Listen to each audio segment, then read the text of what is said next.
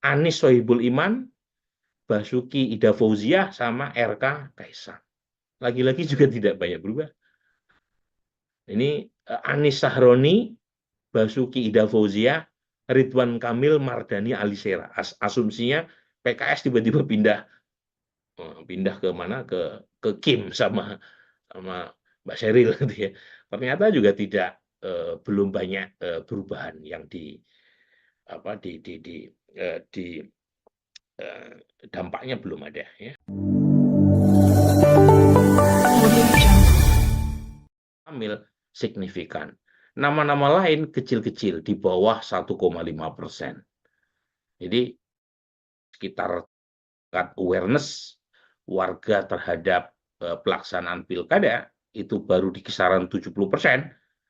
Nah, bisa jadi di wilayah lain lebih rendah, terutama di wilayah Jawa, Jawa Tengah, Jawa Barat, Jawa Timur, itu awareness-nya lebih rendah.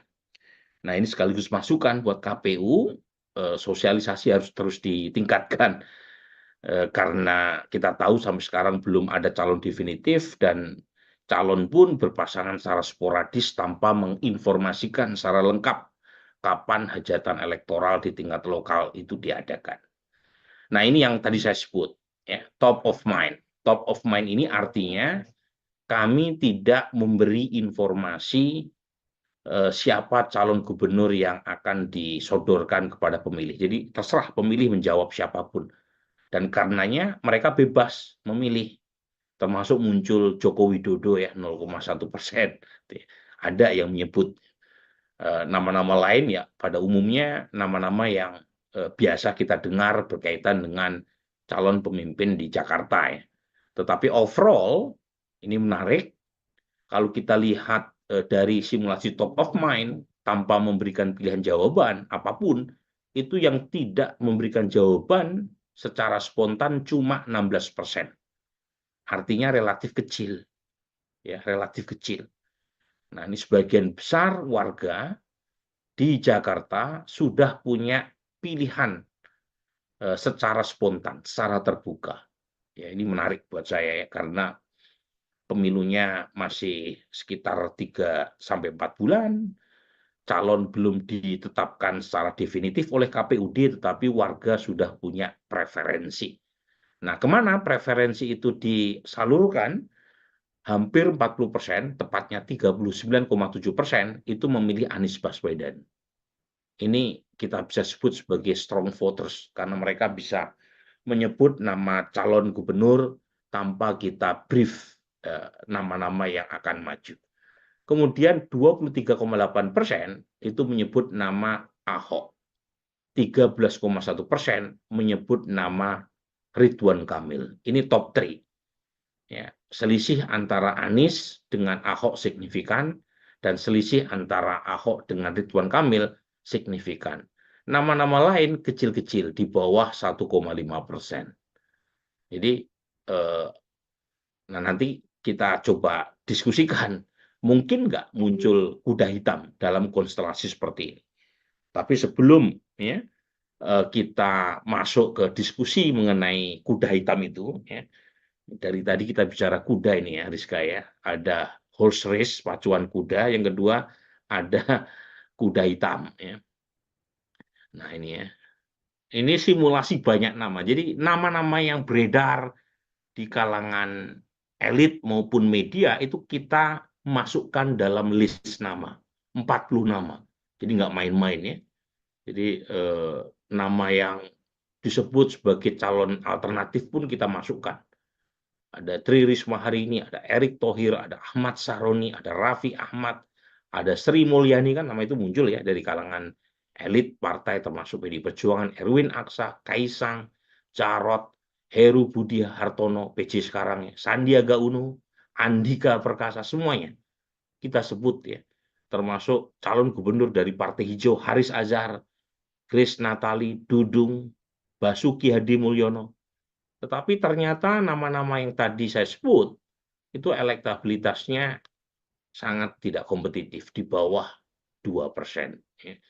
Lagi-lagi yang muncul dalam simulasi semi terbuka dengan memberikan daftar nama secara alfabetis itu disalurkan atau mengerucut ke 3 nama. Teratas yang pertama adalah Anies Baswedan, disusul oleh Ahok, dan yang ketiga adalah Ridwan Kamil. Jadi tanpa mengurangi rasa hormat saya kepada nama-nama di luar 3 nama yang barusan saya sebut, itu kemungkinan munculnya kuda hitam di luar dari Ahok atau Ridwan Kamil sepertinya kecil karena waktu makin lama makin dekat ke pemilu, sementara tidak mudah untuk menaikkan elektabilitas di Jakarta. Ya. Jadi ini angkanya, ini nama-nama yang nggak main-main sebenarnya ya. Lihat aja nama-nama yang kita sodorkan di sini. Tetapi lagi-lagi nggak mudah mendapatkan dukungan dari warga Jakarta.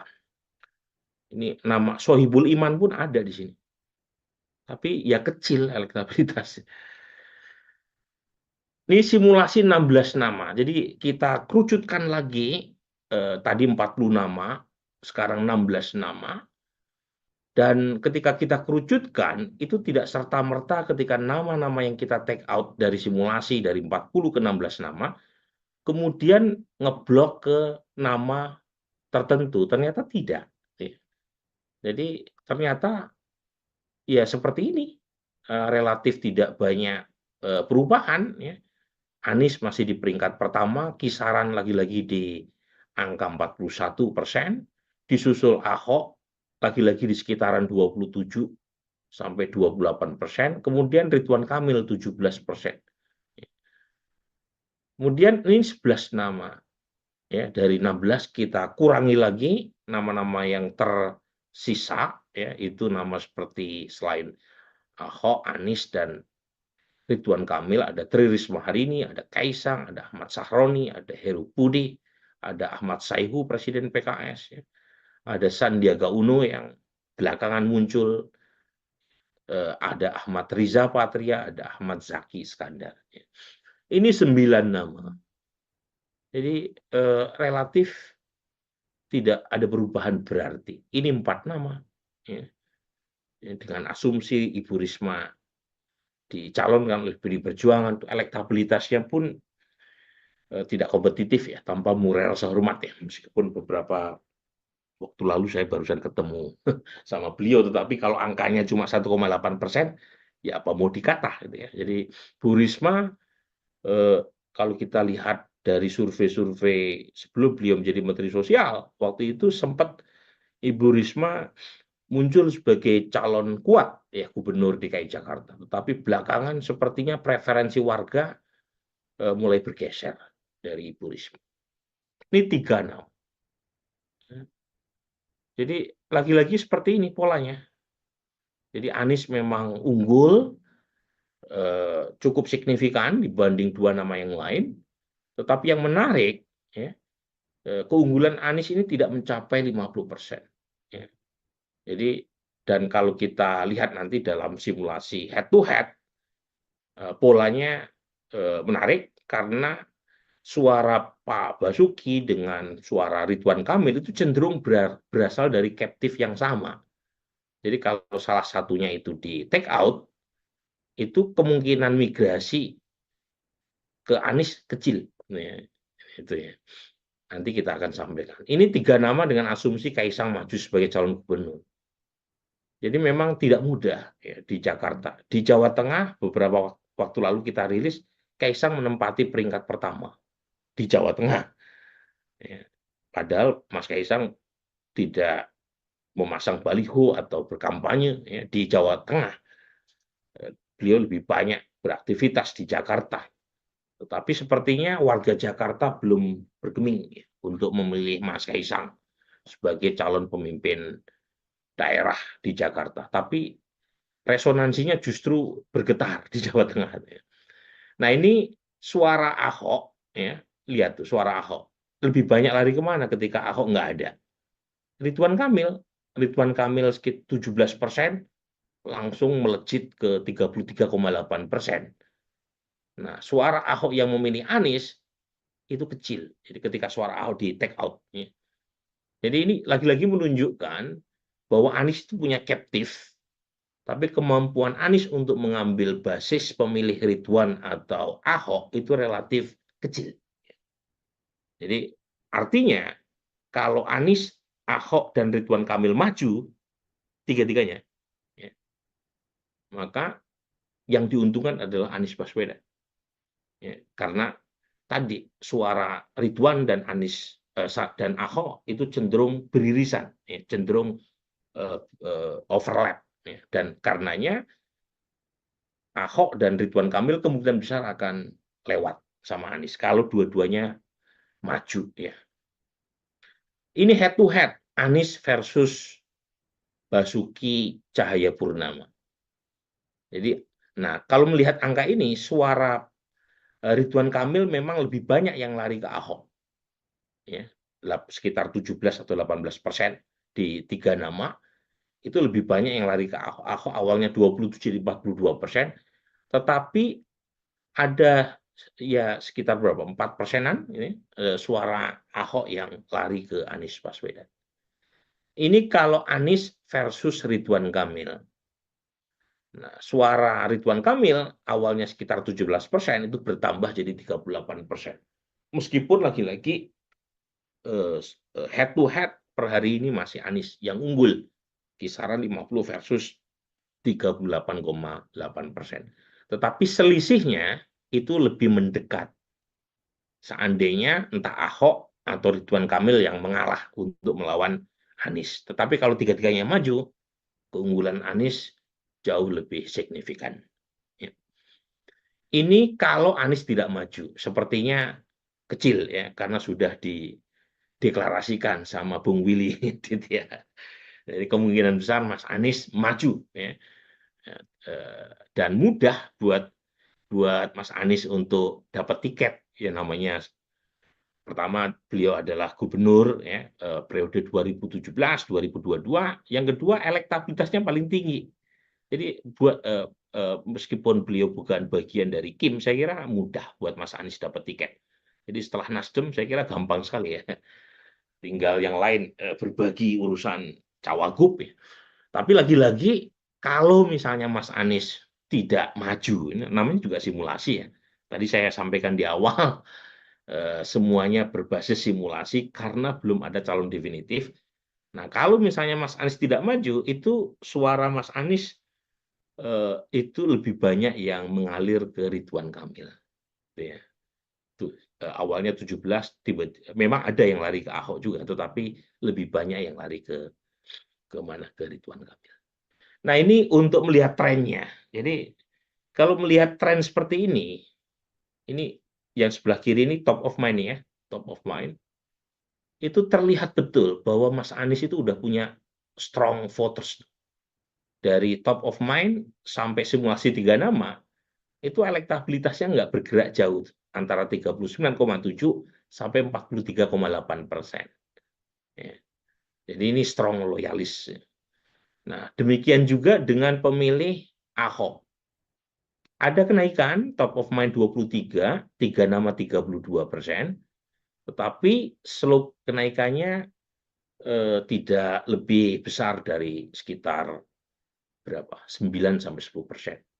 Demikian juga dengan Ridwan Kamil dari 7,3 ya top of mind kemudian jadi 18,9%. Jadi dengan data seperti ini saya dan tim di indikator berani mengatakan ya, kemungkinan munculnya kuda hitam di luar dari 3 nama teratas ini itu sangat kecil. Ya, sangat kecil, bukan berarti tidak ada. Kenapa? Karena pilihan warga sudah sedemikian mengerucut, sudah sedemikian mengeras. Dalam simulasi top of mind hanya disisakan 16% saja yang belum bisa menyebut nama secara spontan. Nah, itu kesimpulannya. Nah, jadi kalau mau berharap ada kuda hitam, ya antara Ahok dan Ridwan Kamil. Karena Anies kan sekarang front runner. Di luar itu sepertinya berat gitu ya. Tanpa mengurangi rasa hormat ya pada puluhan nama yang tadi saya sebut. Nah, ini tren dukungan Anies versus Ahok.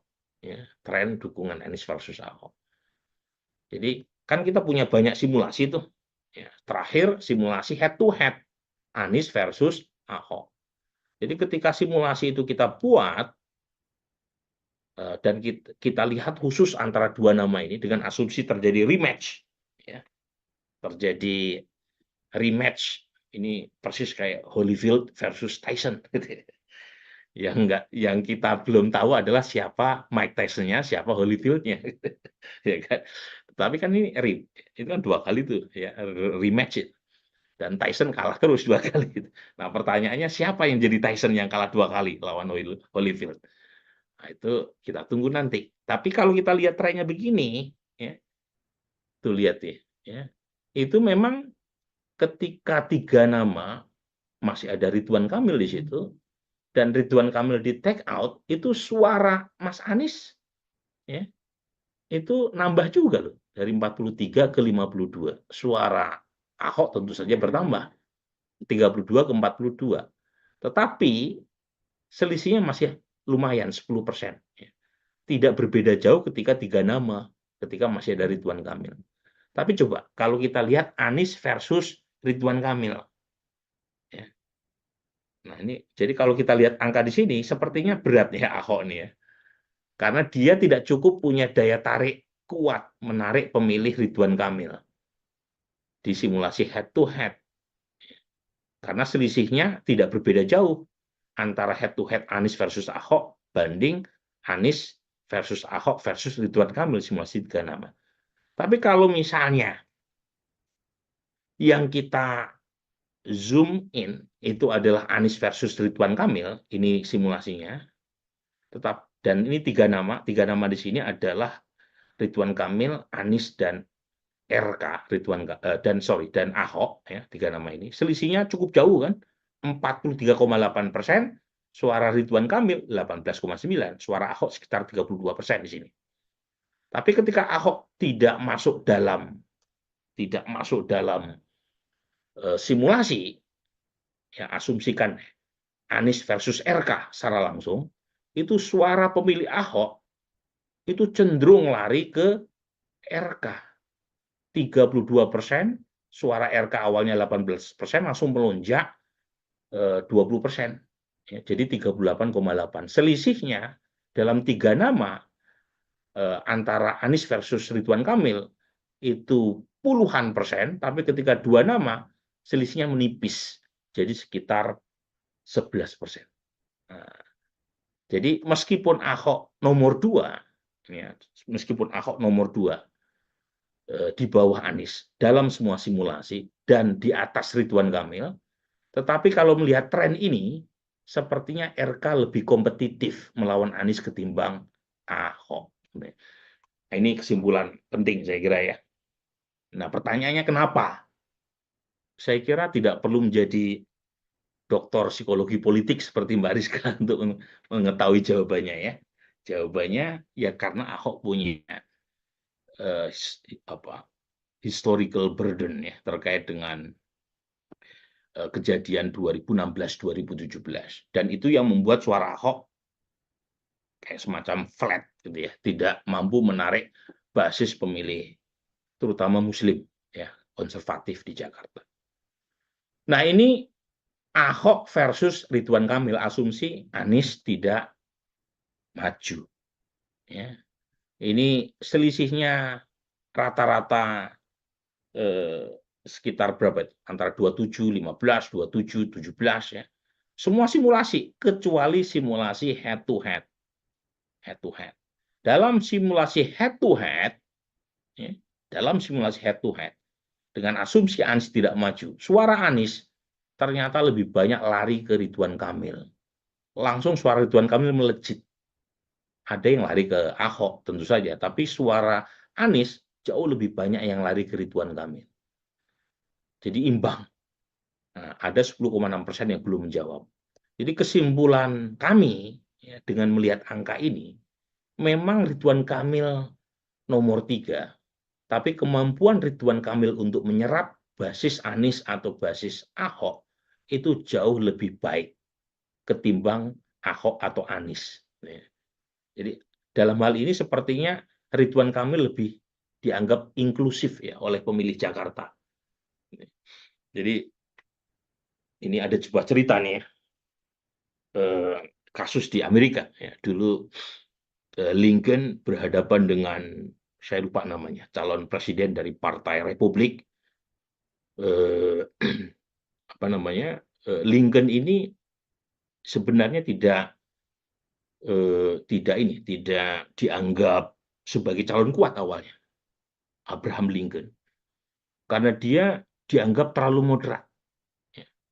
Republikan saat itu menggulirkan isu yang sangat revolusioner, menghapus perbudakan. Dan calon kuat dari Partai Republikan itu menggulirkan agenda revolusioner semacam itu. Ya.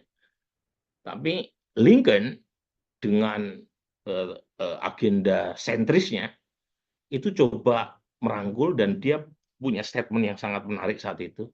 Dia mengatakan demikian, saya memang bukan cinta pertama warga Amerika, tetapi ketika saya masuk dalam perhelatan, saya akan jadi cinta kedua mereka.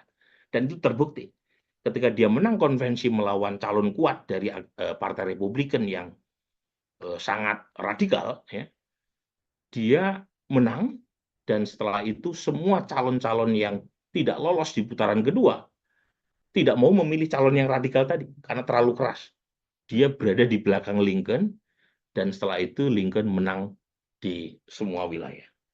Jadi poin saya, ya, data ini menunjukkan sekali lagi bahwa kan muncul ya kekhawatiran dari internal partai Golkar. Ridwan Kamil tidak kompetitif. Kalau melihat di atas permukaan, iya. Ya, sepertinya Ridwan Kamil kalah gitu ya, dengan mudah, apalagi di bawah Ahok dan jauh di bawah Anies.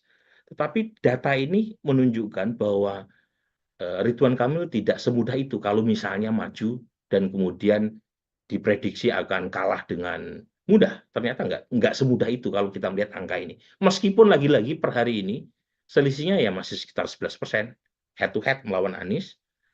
Dan kalau misalnya 3 nama masuk bersama Ahok ya, dan Anies, Ridwan Kamil berada di paling buncit. Ini simulasi pasangan. Ya. Jadi kita udah uji macam-macam. Anies Andika, ini usulan dari sekelompok pihak yang mungkin terafiliasi entah itu ke PD Perjuangan atau ke PKB. Ya. 43%. Mohon maaf, Pak Andika belum cukup mampu berkontribusi untuk menaikkan suara Mas Anies di sini. Tanpa suara Pak Andika pun Mas Anies masih dapat di kisaran 43%. Basuki Ida Fauziah juga lagi-lagi tidak punya kontribusi secara signifikan. Bu Ida. Ridwan Kamil Saihu dari PKS juga belum terbukti. Sekarang ya, ke depan saya tidak tahu. Ini sama Anies Andika, Basuki Ida Fauziah, tetapi Ridwan Kamil coba kita simulasikan dengan keponakan Pak Prabowo, Budi Satrio. Lagi-lagi juga tidak signifikan perubahannya dibanding simulasi 3 nama tanpa pasangan. Ini Mas Anies kembali ke cinta lamanya, Sandiaga Uno. Ya agak naik dikit, 1%. Pak Basuki tetap bersama PKB. Ya. Asumsinya PD Perjuangan dengan PKB kan cukup ya, satu poros ya, artinya kita punya 3 pilihan gitu ya. Menarik itu kalau 3 pilihan ya. Ridwan Kamil tetap, jadi yang berubah adalah Aniesnya. Tidak ada perubahan signifikan. Anies Sandi lagi-lagi dengan Basuki Ida Fauziah versus Ridwan Kamil Mas Kaisang. Lagi-lagi juga tidak ada perubahan baik buat Ridwan Kamil maupun perubahan di pasangan yang lain. Anies Sohibul Iman. Nah, ini usulan PKS. PKS boleh berkoar-koar tentang hebatnya Sohibul Iman. Lagi-lagi ini teman baik saya ini, Sohibul Iman ya. Tapi apa mau dikata gitu ya. Mas Sohibul Iman, Anda bergabung sama Anies Baswedan, ternyata hari ini ya, survei kali ini belum cukup memberi bukti empirik bahwa Sohibul Iman bisa menambah elektoral buat Mas Anies. penjelasannya lagi-lagi sederhana, karena basis Sohibul Iman dari PKS dengan Mas Anies overlap ya, jadi nggak cukup banyak punya kontribusi. Selain tadi, konstelasi elektoral kita sudah sangat sudah sangat mengerucut ya ketiga nama, sehingga nama-nama lain belum cukup memberi perubahan. Kemudian Ridwan Kamil, Sandiaga Uno agak naik dikit nih, dari 17 jadi 18,5%. Kemudian Anies Sahroni, ini koleganya Bung Willy ya, lagi-lagi juga belum memberi nilai tambah secara elektoral ya. Ridwan Kamil tetap sama Saihu, Pak Basuki sama Bu Ida. Ini yang berubah adalah Ridwan Kamil pasangannya dengan Dudung. Lagi-lagi juga tidak berubah ya. Minimal gini. Ini Anies sama Mardhani Alisera, asumsinya tiba-tiba ada perubahan ya. Kalau Pak Mardhani yang diajukan bersama Mas Anies, lagi-lagi juga tidak banyak. Ini sohibnya Mbak Sheryl ya, Ridwan Kamil sama Grace Natali, lagi-lagi juga tidak memberi perubahan. Jadi poin saya, dari sekian banyak simulasi, sepertinya secara elektoral tidak berdampak signifikan. Jadi keputusan untuk menentukan siapa wakil buat Anies, buat Ahok maupun buat Ridwan Kamil, itu sepenuhnya sangat tergantung oleh ijtihad kaum elit. Ijtihad ya Bung Wil, ya Mbak Sheryl ya. Mbak Sheryl ini kan menguasai 8 kursi di Jakarta. Ijtihadnya Mbak Sheryl dan Bung Willy yang menentukan. Jadi bukan di tingkat massa nggak terlalu banyak perubahan, tetapi di tingkat elit. Namanya ijtihad Bung Willy, kalau salah dapat 1 pahala, kalau benar dapat 2, jadi nggak apa-apa. Kan waktu tinggal sebulan ya, jadi silahkan ambil keputusan, karena nama-nama siapapun ya belum punya dampak secara elektoral. Ini siapa yang berubah? Ini Anies Sohibul Iman, Basuki Ida Fauziah, sama RK Kaisang. Lagi-lagi juga tidak banyak berubah. Ini Anies Sahroni, Basuki Ida Fauziah, Ridwan Kamil, Mardhani Alisera. Asumsinya PKS tiba-tiba pindah ke mana, ke Kim sama Mbak Sheryl gitu ya. Ternyata juga tidak belum banyak perubahan yang di dampaknya belum ada ya. Ini siapa nih? Ridwan Kamil sama Saraswati ya, dari Gerindra. Sama. Mana lagi nih? Anies sama Andika agak naik dikit, dari 43 jadi 44,2%. Ya. Yang lain relatif tetap. Ini head to head. Ya. Ini Bapak sekalian bisa cek sendiri dah ya. Oh, ini menarik ini. Oh ini Anies Ahok nih, makanya tinggi sekali ini. Anies Ahok, mungkin nggak itu? Kan ada upaya, ada statement itu kan. Anies Ahok digabung. Nah, pertanyaannya Ahok mau nggak jadi wakilnya Anies ya? Tapi namanya juga simulasi ya. Ini kalau Anies Charles Honoris ya lebih rendah. Lawan Ridwan Kamil, Budi Satrio. Ya. Ini Charles Honoris lawan Ridwan Kamil Kaisang. Ya. Ini Anies Charles Honoris, 2 nama, Ridwan Kamil Saras. Anies Andika ya, ini saya sampai bosan bacanya karena nggak terlalu banyak perubahan gitu ya. Tuh, nanti dibaca sendiri deh. Ini saya lewatin, ini banyak ini. Jadi ini buat media banyak bahan lah ya untuk bisa disiarkan ya. Siapapun, jadi elit bisa punya pendapat apapun, tapi secara empirik dampaknya sepertinya belum cukup signifikan mengubah peta elektoral. Ya. Ini 2 pasang, silahkan dicek sendiri ya. Langsung ke bagian, biar nggak ini. Ini biar mungkin Mbak Rizka ya, silakan Mbak Rizka. Baik, Mas Burhan, ini akan saya lanjutkan bagian terakhir. Tentang popularitas dan sosialisasi calon ya. Sebelum nanti kita akan minta tanggapan dari narasumber Mbak Sheryl dan Bang Willy. tentang popularitas dan kegiatan sosialisasi ini biasanya berhubungan erat dengan elektabilitas tadi. Pertama, mengenai pengetahuan dan tingkat kesukaan warga terhadap nama-nama yang tadi sudah kita tanyakan di pertanyaan simulasi semi terbuka. Nah, di Jakarta sebenarnya banyak nama-nama yang diketahui oleh publik. Paling banyak atau paling tinggi awareness publik pada Anies Baswedan dan Ahok. Ini 99,2%.